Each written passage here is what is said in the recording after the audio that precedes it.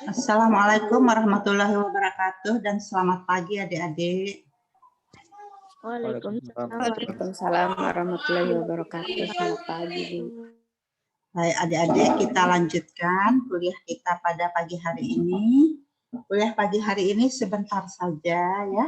Dan kita sekarang masuk ke materi kuliah yang keempat, yaitu penggolongan berdasarkan pada simplicia dari tanaman obat.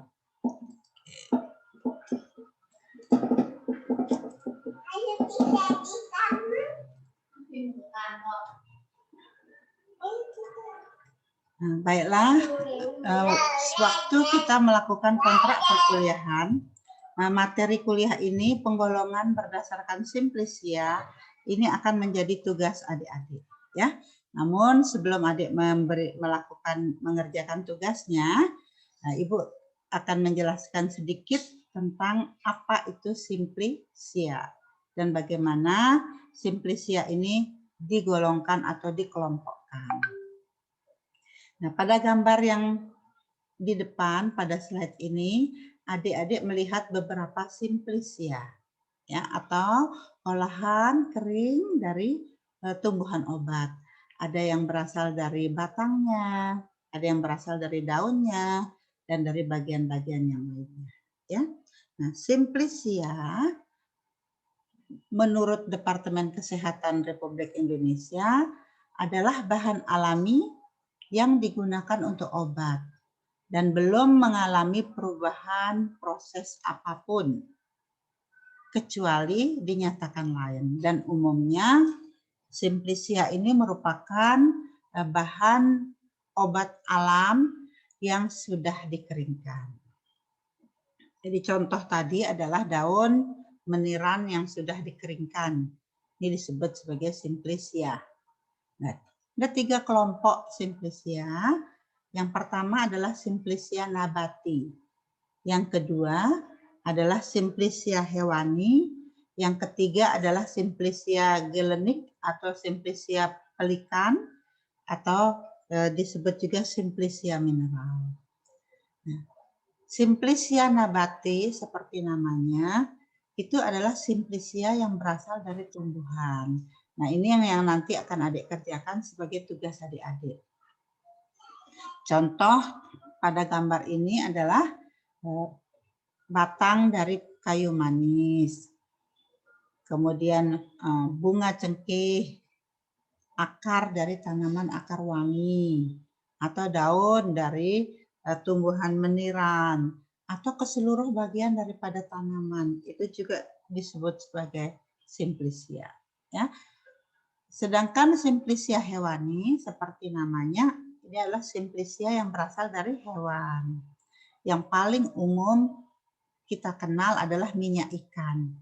Ya, ini sebagai suatu simplicia yang diambil dari ikan. Kemudian yang tidak diolah juga yang berupa simplicia adalah madu. Jadi ini yang paling terkenal dari hewan adalah minyak ikan dan madu.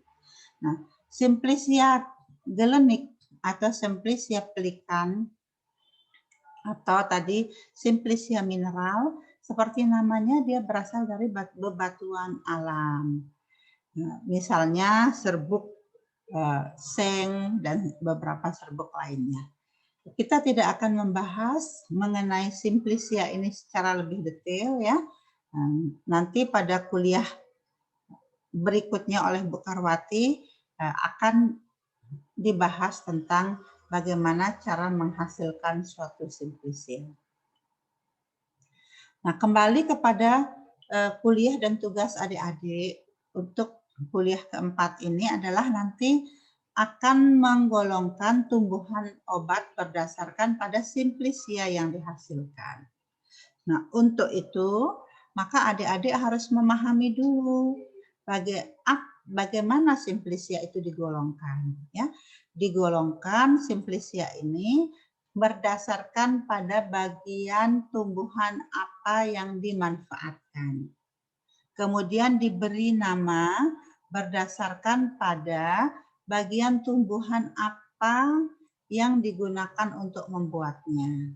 Namanya adalah nama Latin ditambah dengan nama bagian daripada tumbuhan yang digunakan untuk membuat simplisia.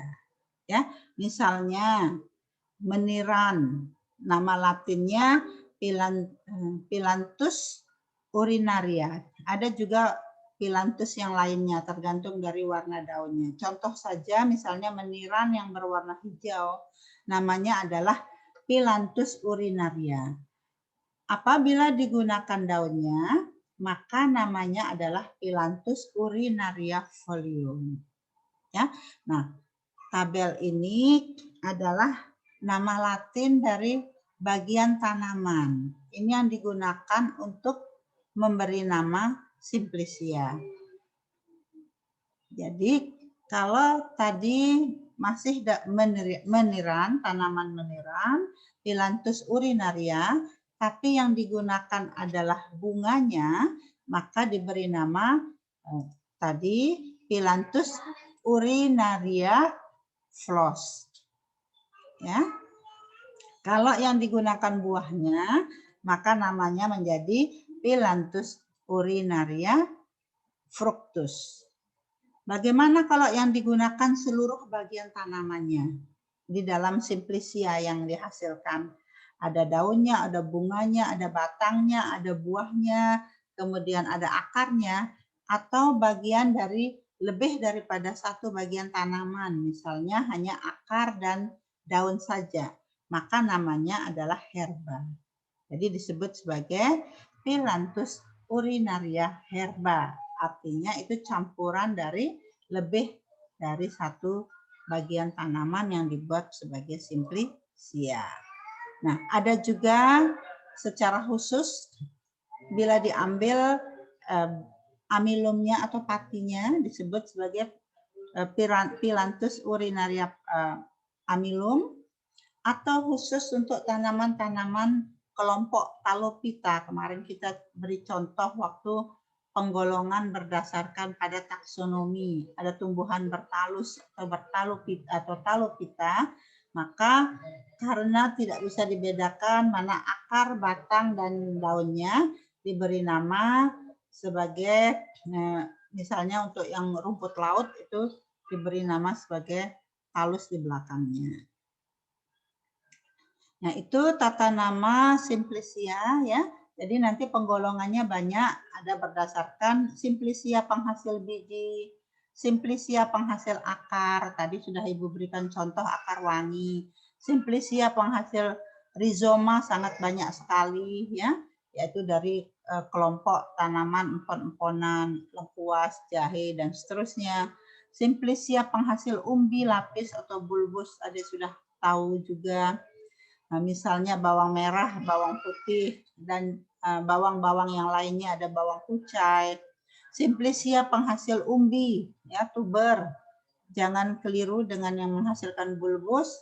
Simplisia penghasil bunga, nah penghasil buah, kemudian penghasil kayu, keseluruhan kayunya, kemudian penghasil korteks atau kulit kayu. Tadi diberikan contoh kayu manis misalnya, kemudian penghasil batang, ya, penghasil daun, dan seterusnya. Ini yang akan adik kerjakan pada tugas ini adalah pengelompokan simplisia berdasarkan pada jenis bahan yang dibuat sebagai simplisia. Apa yang akan adik kerjakan? Adik akan mengerjakan berdasarkan jenis simplisianya tadi ya. Apakah simplisia fructus, simplisia daun, simplisia buah misalnya ya, simplisia folium, lalu menyebutkan jenis tanaman yang termasuk pada kelompok simplisia tadi. 3 tanaman. Ya. Jadi setiap jenis simplisia adik sebutkan 3 tanaman, kemudian apa kandungan bahan aktifnya dan apa manfaatnya. Contoh pada slide ini ya, daun meniran. Maka adik akan menyebutkan jenis simplisia yang pertama adalah simplisia penghasil daun misalnya ya. Simplisia penghasil daun. Kemudian nomor 1 daun meniran. Maka namanya adalah Phyllanthus urinaria folium. Apa kandungan bahan aktifnya? Kemudian apa manfaatnya? Ya. Nah, karena diminta 3, maka yang kedua mungkin Adik sebutkan daun yang lainnya. Kemudian apa kandungan bahan aktifnya dan apa manfaatnya.